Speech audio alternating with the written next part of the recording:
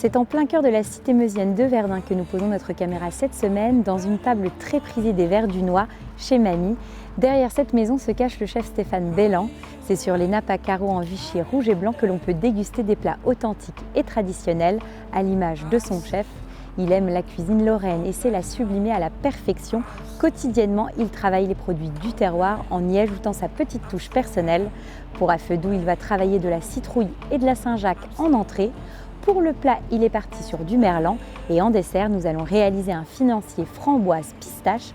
On le rejoint immédiatement parce qu'il nous attend en cuisine.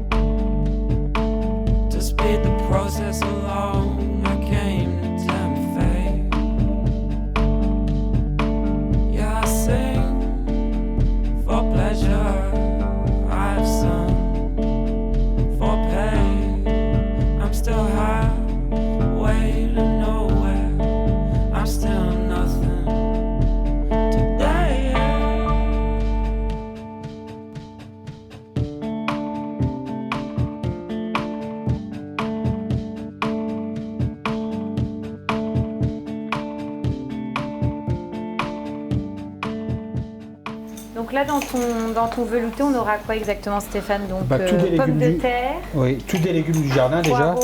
Poireaux du jardin. Et la courge. La courge musquée de Nice du jardin aussi. Donc dans ton entrée, c'est quoi exactement? Enfin, c'est quoi l'intitulé? C'est ce velouté là, velouté de, on va appeler ça simplement velouté de potiron, dans lequel on va rajouter des champignons sauvages de Meuse. Donc là, ce sont des pieds de mouton. On va faire une petite poêlée et des Saint-Jacques de Normandie.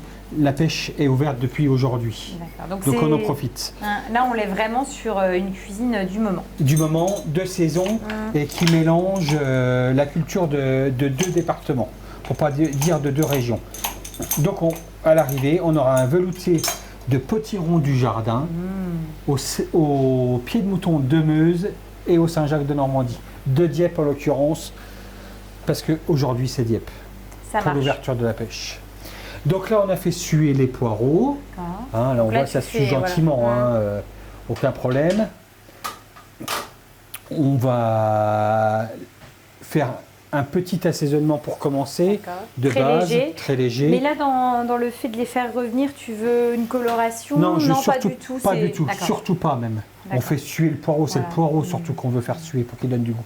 Là, on va mettre un fond blanc de volaille. Oui.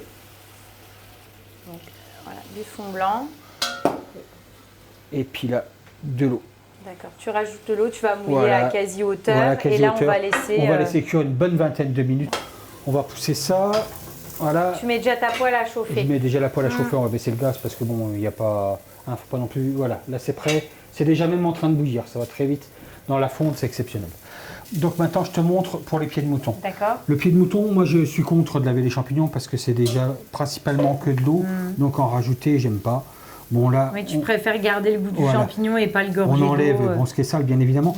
Le pied de mouton, bon celui-là est jeune, mais il y a toujours cette espèce de cils désagréable. Oui, c'est ça.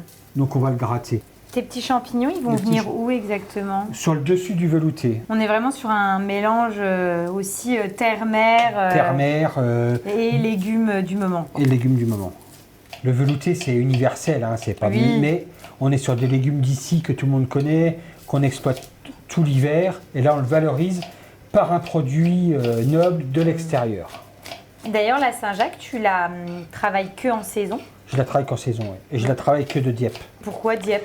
Parce que c'est ma ville fétiche, parce que j'y vais minimum 2 fois par mois, parce que j'y trouve des gens intéressants, qui sont ouverts à l'échange culturel et gastronomique. Ouais, c'est vraiment une ville que tu apprécies et que tu affectionnes. Et je trouve aussi des choses que, hélas, on ne peut plus trouver ici. Je peux trouver des légumes de maraîcher très facilement, je peux trouver énormément de produits au lait cru, même du lait. Une crèmerie vraiment très élaborée, avec des AOC, plein de choses. Il y a plein de choses que je peux trouver là-haut que je ne trouve pas ici. En plus de ça, à côtoyer les gens, j'ai facilement des idées de recettes. J'ai souvent des orientations pour mettre en valeur les produits, ils n'hésitent pas. Je suis invité en cuisine quand je vais dans certains pas beaucoup, un ou deux restaurants que je connais, D'accord. mais pour moi, c'est une valeur. Ah oui, donc c'est vraiment la deuxième ville. C'est ma deuxième, comme je dis, c'est ma deuxième maison Dieppe. Donc là, on a démarré le suage des échalotes. Pareil que tout à l'heure, on y va d'une manière modeste, pas trop fort, pas de coloration.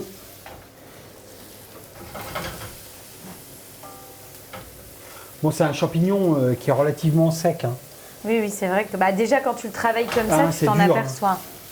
Après, là, ces derniers temps, il y en a vraiment eu beaucoup. En termes de goût, là, on est sur un champignon qui est très prononcé, pas trop. Pas trop, c'est plus la texture qui est intéressante, et les croquants. Il est croquant à tel point que là, j'en ai eu énormément cette semaine.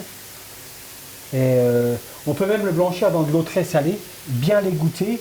Et c'est un champignon qui supporte très bien ce genre de technique et qui peut être exploité. Après, comment on l'exploite là? Il n'y a pas de modification de goût ni de texture. C'est très intéressant pour ça.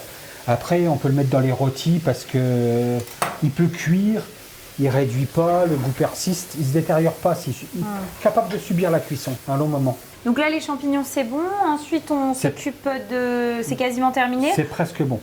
Bon, là, on voit, il rejette comme un peu d'eau. Il faut que toute l'eau s'évapore. Et dès que on ça va s'est évaporé, finir l'assaisonnement, on va mettre ail, persil et on va débarrasser. Il nous reste les Saint-Jacques, mixer la soupe. À poêler au dernier moment. Oui, mixer la soupe et c'est bon. Et la crémer et c'est bon.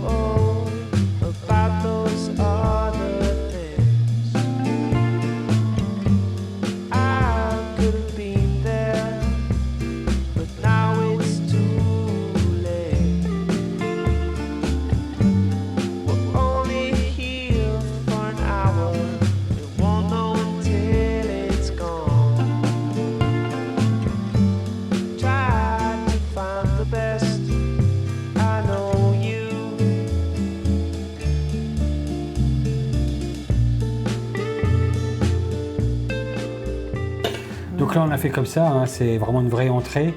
Après, pour ceux qui veulent s'amuser un peu plus ou faire comme un amuse-bouche, on peut prendre ces petites citrouilles-là qu'on trouve un peu maintenant partout dans le commerce. On fait exactement la même chose et ça remplace.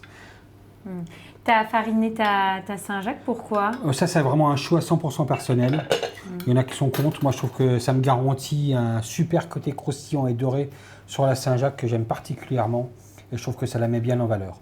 Donc, je farine légèrement, comme on a vu tout à l'heure. Et j'ai ce croustillant.